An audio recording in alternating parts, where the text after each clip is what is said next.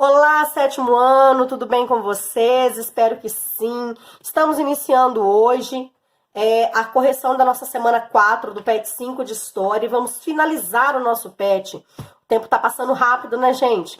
E hoje nós vamos falar sobre as rebeliões coloniais em meio à crise portuguesa.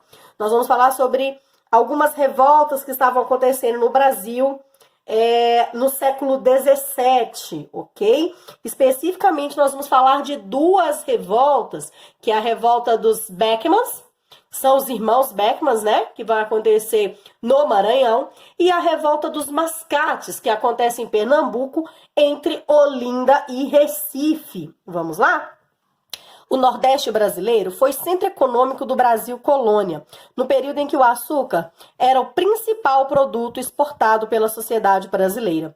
Grandes cidades foram consolidadas devido inicialmente à presença dos grandes engenhos e principalmente após a permanência dos holandeses na primeira metade do século XVII, aumentando a infraestrutura e modernizando a produção, como foi estudado em unidades anteriores, né? Nós falamos na semana 2 do PET 5, né, que os holandeses construíram muitas coisas, né, desenvolveram bastante o Nordeste, em especial a região de Pernambuco, né, e Maranhão, que foram regiões que desenvolveram muito a cana-de-açúcar. A solução encontrada por Portugal para reaver os lucros nesse tempo de crise na colônia foi justamente aumentar a carga de impostos. Por que reaver lucros, gente? Porque durante o tempo que os holandeses esteve no Brasil, Portugal estava meio que dominado pela União Ibérica, né? Vocês lembram lá que o rei Filipe II da Espanha resolveu unir os dois impérios, né? Os dois reinos, porque na verdade a Espanha não tinha um rei oficial para poder, Portugal não tinha um rei oficial para assumir após a morte, né, seguida de Dom Sebastião, do Dom Henrique. Então, eles ficam sem um rei, sem uma pessoa da família real. Dom Felipe assume, então, porque ele era um parente, não era tão próximo, mas não era tão longe. Ele assume, então, e aí o Brasil fica meio jogado às traças, e Portugal entra numa crise muito grande por causa da crise na colônia. Então ele resolve, né, para resolver essa crise, ele aumenta a carga de impostos e eleva o valor das mercadorias, causando grande insatisfação na sociedade colonial, que se viu obrigada a arcar com os prejuízos causados pela crise portuguesa. Então, um problema lá de Portugal, e quem arcou com as despesas, né, com o pagamento das dívidas, fomos nós brasileiros. Como sempre, né, gente? Rebeliões coloniais não tardaram a acontecer e receberam o nome de rebeliões nativistas, por estarem ocorrendo em solo brasileiro. Importante lembrar que essas revoltas não desejavam a independência de Portugal, e sim ter mais autonomia comercial. Em 1649, foi criada a Companhia Geral do Comércio do Brasil, com o objetivo de manter o monopólio da produção dos estados do Rio Grande do Norte e do Sul da colônia.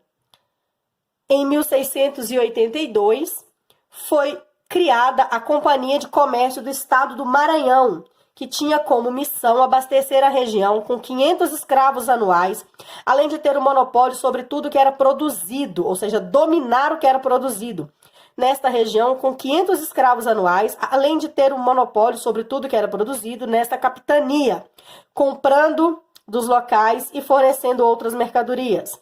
Foi nesse contexto que eclodiu a revolta de Beckman no Maranhão, em 1684. Os colonos reclamavam que a Companhia do Comércio do Estado do Maranhão não estava cumprindo com suas promessas de abastecer a região com escravos, causando prejuízo à população, além de pagar valores muito baixos pelos produtos locais e fornecer mercadorias importadas de baixa qualidade, ou seja, produto caro e ruim, né? Considerados líderes da revolta, os irmãos Manuel e Thomas Beckman, liderando outros cidadãos locais, tomaram o poder em São Luís, depondo o governador e criando um governo provisório na região. Eles expulsaram os jesuítas, bem como o capitão Mor, e fecharam a órgãos administrativos locais. Sem contar com o apoio de outras capitanias, a rebelião foi facilmente sufocada pelas tropas portuguesas e seus líderes punidos com penas, que variam de açoites à execução, ou seja, a morte. Então, os irmãos Beckman, gente, eles estavam reivindicando aquilo que teoricamente deveria estar acontecendo, que é o fornecimento de escravos, o monopólio do produto produzido e o fornecimento das mercadorias, né? Estavam fornecendo mercadorias, mas mercadorias com preços altíssimos e de péssima qualidade. Como resultado, a Companhia do Comércio de Estado do Maranhão foi extinta. Outra revolta importante ocorreu em Pernambuco. Nos anos de 1710 e 1711, faltou um aqui, vamos colocar, 1711. Neste período, Recife era o mais importante centro econômico da região, mas ainda não tinha um título de vila. Todas as decisões políticas ficavam a cargo dos grandes fazendeiros de sua vizinha Olinda, que apelidavam pejorativamente, como se fosse um bullying, tá, gente? Os comerciantes recifenses de mascate. Então, vamos pensar aqui. Donos do dinheiro na região de Pernambuco era Recife, que era o maior centro econômico. Só que quem tomava as decisões políticas? Os fazendeiros de Olinda. Então, surge aí a disputa entre fazendeiros e comerciantes. Os fazendeiros de Olinda e os comerciantes de Recife. No ano de 1710, depois de inúmeras reivindicações dos recifenses, a coroa eleva Recife à condição de vila, causando profunda insatisfação dos fazendeiros de Olinda. Uma revolta armada comandada pelos fazendeiros foi organizada, iniciando um conflito entre as duas vilas, no que foi chamada Guerra dos Mascates. Por que mascate, gente? Porque era o apelido dos comerciantes. Então, quem começa a guerra? Os fazendeiros de Olinda ou os mascates, os comerciantes de Recife? Os fazendeiros de Olinda, que não gostaram de ver Recife se tornando uma vila, né? Que poderia tomar as suas próprias decisões. Atividade 1. Cite 3 órgãos administrativos criados pela coroa portuguesa para reaver o monopólio comercial nas colônias. Gente, lá no texto só fala 2. Eu coloquei o terceiro, que é o Conselho Ultramarino, que foi criado para poder criar essas duas companhias. Então, eles criaram o Conselho Ultramarino e logo em seguida criou a Companhia Geral do Comércio do Brasil e a Companhia de Comércio do Estado do Maranhão. Quais eram as obrigações da Companhia de Comércio do Estado do Maranhão em relação à sociedade? Tinha como missão abastecer a região com 500 escravos anuais, além de ter o monopólio sobre tudo que era produzido nesta capitania, comprando dos locais e fornecendo outras mercadorias. Explique como ocorreram, as revoltas de Beckman e Guerra dos Mascates. Revolta dos Beckmans.